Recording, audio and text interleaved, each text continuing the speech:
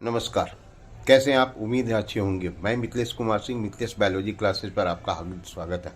आज के इस वीडियो में हम आपको बताना चाहेंगे कि नई शिक्षा नीति या राष्ट्रीय शिक्षा नीति जो लागू हुई है, उसमें सबसे पहले सीबीएसई ऐसा बोर्ड है जिसने इसे एक्सेप्ट किया और राष्ट्रीय शिक्षा नीति को हूबहू लागू करने का प्रयत्न कर रहा है।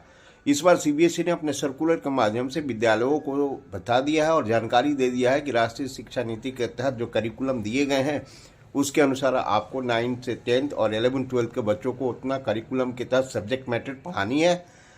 नई शिक्षा नीति के बारे में हम लोग बाद में बात करेंगे। आज की वीडियो जिस चीज़ पर हमारी कंसंट्रेशन है या हमारी वीडियो आज जिस चीज़ पर आधारित है उस चीज़ को हम लोग डिस्कस करेंगे।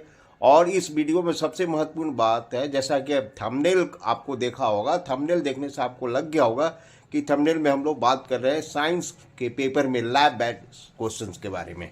लैब बेस्ड क्वेश्चंस जो है सीबीएसई के एग्जामिनों में 3 से 4 साल पहले आया करते थे, लेकिन अब उन्होंने उस चीज़ को हटा दिया था और पुनः इस साल 2024-2025 सेशन से लैब बेस्ड क्वेश्चंस को इंट्रोड्यूस किया है। आपको मैं जानकारी के लिए बता दूं कि आपने देखा होगा कि आपके सिलेबस में एक लैब मैनुअल दी जाती है पढ़ने के लिए। लैब मैनुअल में फिजिक्स, केमिस्ट्री और बायोलॉजी से संबंधित एक्सपेरिमेंट करने होते हैं। उस एक्सपेरिमेंट को आप कॉपी का फाइल बनाते हैं, एग्जामिनर्स उसको चेक करते हैं, उस पर इंटरनल असेसमेंट की मार्क्स दी जाती है। अब सीबीएसई ने कहा है कि नहीं, ऐसे काम नहीं चलेगा, हम पुरानी पद्धति को पुनः लाने जा रहे हैं। और पुरानी पद्धति में ये था कि लैब से संबंधित जितनी भी एक्टिविटी थी उस एक्टिविटी से संबंधित क्वेश्चन जो आपके थ्योरी पेपर में आया करते थे, और इस साल से 2024-25 से भी थ्योरी में लैब बेस्ड क्वेश्चन पूछे जाएंगे। लैब बेस्ड क्वेश्चंस के पीछे आधारित उद्देश्य ये है कि बच्चे जो है प्रैक्टिकल को सही ढंग से समझें और उसको लिखने का प्रयत्न करें।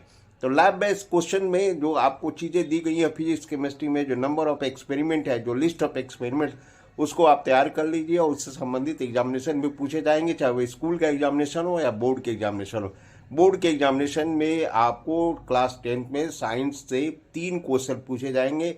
एक फिजिक्स का होगा, एक केमिस्ट्री का होगा, एक बायोलॉजी का होगा।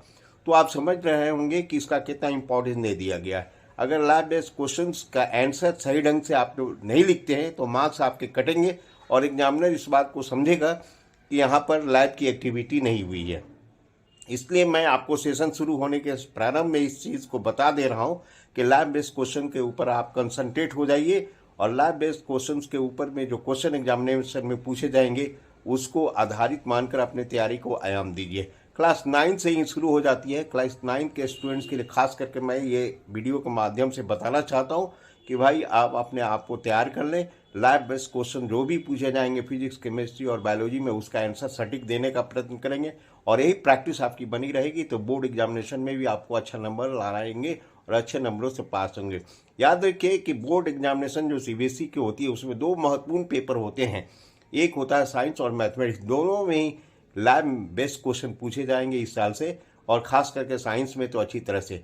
इस लैब बेस्ड क्वेश्चन से संबंधित किसी भी तरह की कोई जानकारी या समस्या उत्पन्न होती है तो आप मुझसे इस पर बात कर सकते हैं। अगले वीडियो में हम लोग नई शिक्षा नीति के तहत बात करेंगे और ये बताने का प्रयत्न करेंगे क्लास 9th और 10th में कैसे सिलेबस बदला, क्या पढ़ना है, किन किन सब्जेक्ट को पढ़ना है और कितने सब्जेक्ट को पास पढ़ना है, और लैंग्वेज पेपर कितना पढ़ सकता है स्टूडेंट, क्या क्या सारी जानकारी डिटेल्स अगले वीडियो में हम देंगे। Thank you very much.